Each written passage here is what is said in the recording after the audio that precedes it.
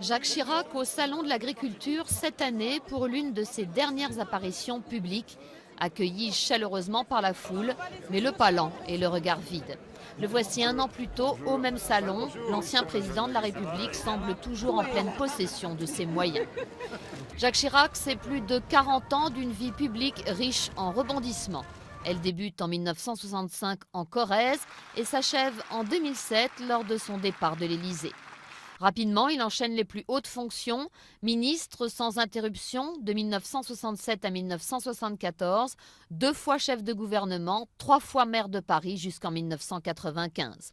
Ces 2 victoires présidentielles de 1995 et de 2002, se battant, les a remportées en déjouant tous les pronostics.